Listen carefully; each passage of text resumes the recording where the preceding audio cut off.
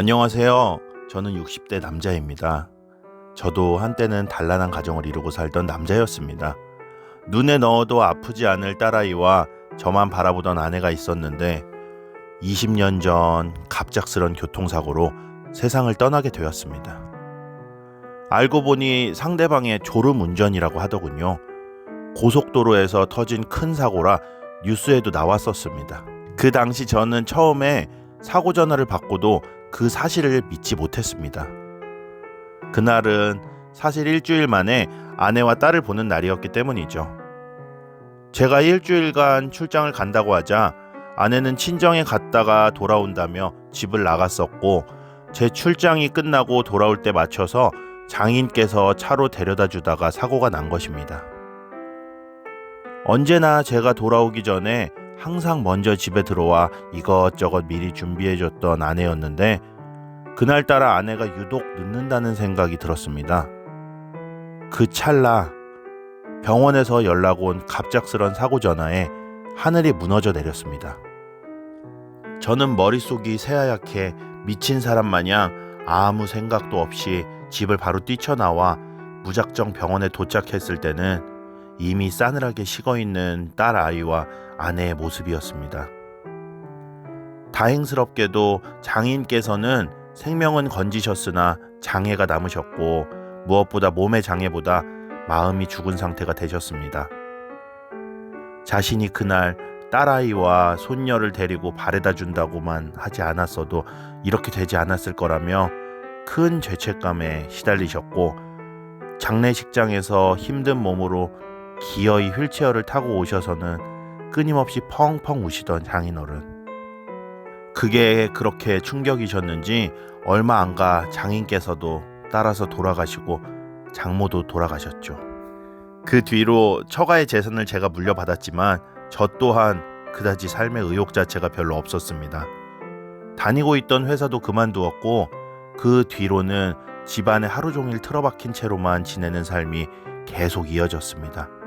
그러던 찰나에 저의 가장 친한 친구가 제 소식을 들었는지 저에게 연락 와서는 궁상 떨지 말고 일단 자기 집으로 와서 같이 지내자며 저를 반강제로 데려왔습니다. 그때 친구 아내를 암으로 사별한 이후 딸아이를 혼자 키우고 있었어요. 친구의 딸을 보니 마음이 참 가더군요. 죽은 딸이 생각나서 매일매일 놀아주다 보니 저도 모르게 정이 들었고, 그때부터 저도 정신이 좀 차려지기 시작했습니다. 저희 딸이나 아내도 제가 이러고 있다는 걸 바라지 않았을 거라는 생각이 들자 저는 다시 사람답게 살기 위하여 밖으로 나가서 일을 찾아서 무작정 하기 시작했습니다. 그래도 일하는 것 자체가 친구의 경우 낮부터 밤까지 쉴 틈 없이 일을 했으면, 저는 오전에 나가서 오후에는 마치기 때문에 항상 저녁쯤에는 제가 친구의 딸을 돌보았었죠. 그러던 어느 날 친구가 저에게 말하길 이제 그만 집에서 나가달라고 말을 하더군요. 저는 갑작스러운 친구의 말에 몹시 당황스러워서 내가 나가는 건 상관이 없지만 갑자기 왜 이러는 거냐고 되물어보자, 친구는 저에게 말하길 이제 너도 정신을 좀 차린 것 같으니 너만의 제2의 인생을 살면서 다시 재혼도 하라며, 이제 네 나이 40대 중반이라고 평생 그렇게 살다 갈 게 아니라면 사람답게 다른 사람도 만나보라며 딱 잘라 나가라고 하더군요. 그때 친구의 딸도 어느 정도 컸었기에 자신 혼자서 충분히 돌볼 수 있고, 집 근처 슈퍼 아줌마한테 등하교는 돈을 주고 부탁해 놓았다고 하더군요. 그렇게 친구의 갑작스러운 말에 시원섭섭한 마음과 고마움이 교차하면서 저는 알겠다며 그 뒤로 집을 나와 혼자 살기 시작했는데 문제가 생겼습니다. 어느 날 친구의 딸이 등하교를 부탁했다던 슈퍼 아줌마한테 맞았다며 울면서 저를 찾아왔고, 순간적으로 분노한 제가 알아봤더니 자기 아이가 아니라는 이유로 친구한테서 돈도 다 받아놓고 음식도 거지 같은 거 갖다 먹다 남은 걸 주고 얄밉다고 때리기도 하고 슈퍼에 일까지 시켰다는 겁니다.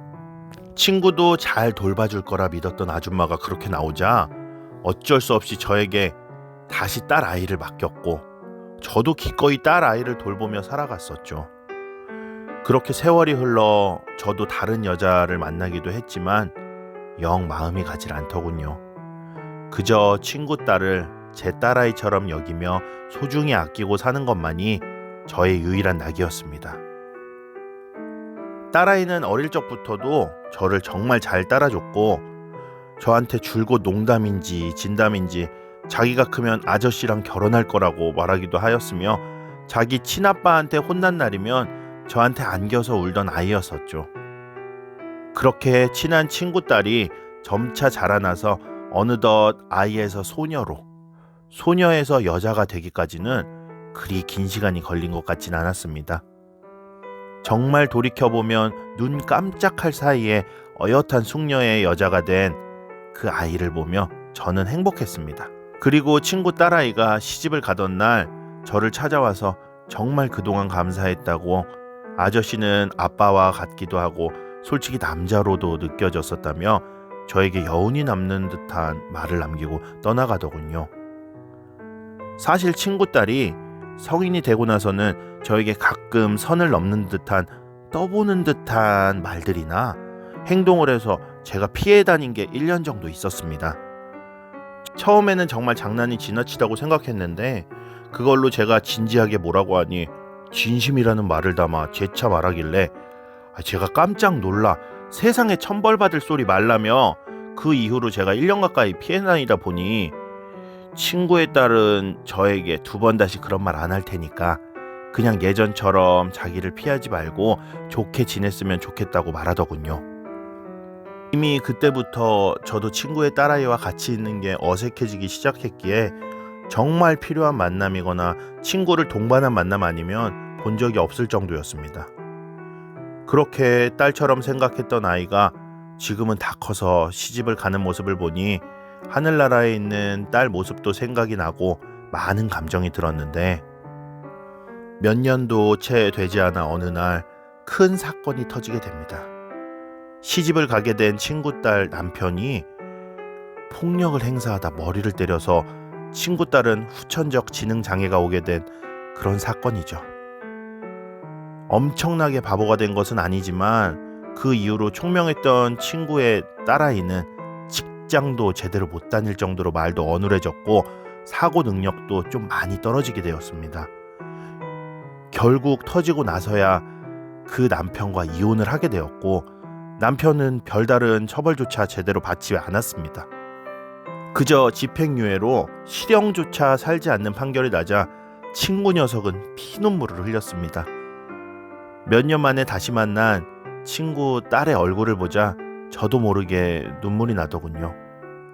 그 찰나 친구 딸은 울고 있는 저에게 말없이 다가와 두 손으로 제 품에 안기며 자기도 우는 얼굴을 하고 있으니 문득 그냥 모든 게 다 제 잘못인 것만 같았습니다.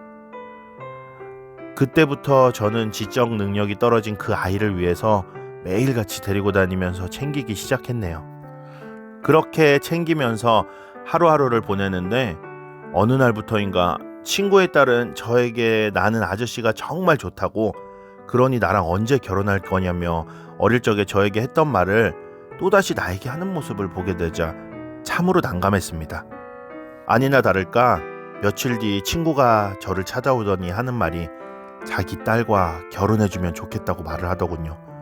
친구의 말에 제가 너무 놀라 안 된다고, 천벌받는다고, 무엇보다 분노하고 화내야 될 사람이 누군데 지금 그런 소리를 하냐고 친구를 나무라니, 친구는 저에게 갑자기 울먹거리며 말하길 이 친구야 나 이제 얼마 남지 않았어 라며 자신이 전립선 암에 걸렸다고 말하더군요.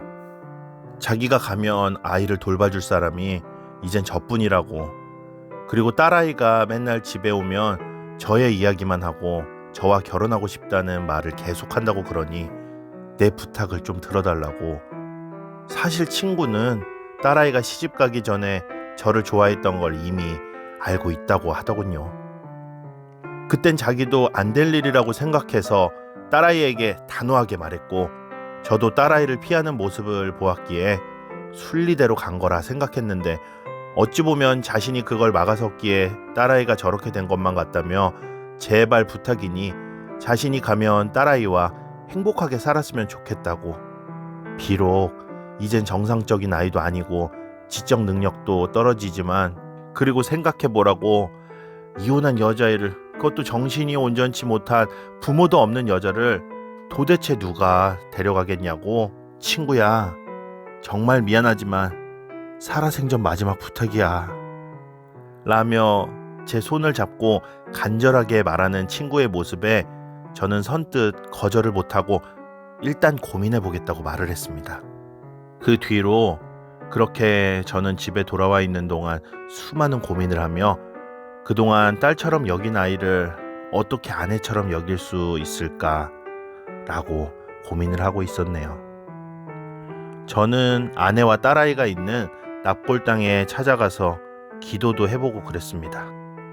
그리고 친구 딸아이를 다시 만나게 되자 제가 그녀를 여자로 느끼고 있다는 걸 알게 됐네요. 그 아이의 손을 잡고 친구한테로 가서 결혼하겠다고, 너무 나이가 많은 사이라고 꾸짖지 말아달라고 하자 친구는 저에게 너무나도 고맙다고 눈물을 흘리며 제 손을 잡던 친구. 그렇게 저희는 저와 친구, 그리고 이제는 제 아내가 될 친구 딸과 단 3명이서 조용히 결혼식을 올렸습니다.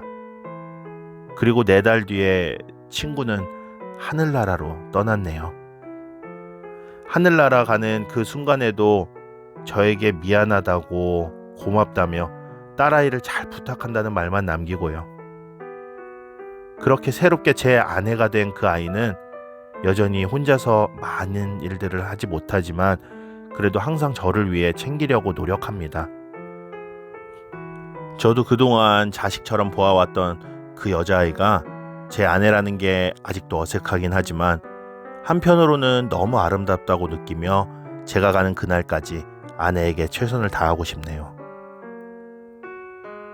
오늘 사연 잘 들으셨나요? 구독과 좋아요, 알림 설정 꼭 눌러주시면 감사하겠습니다.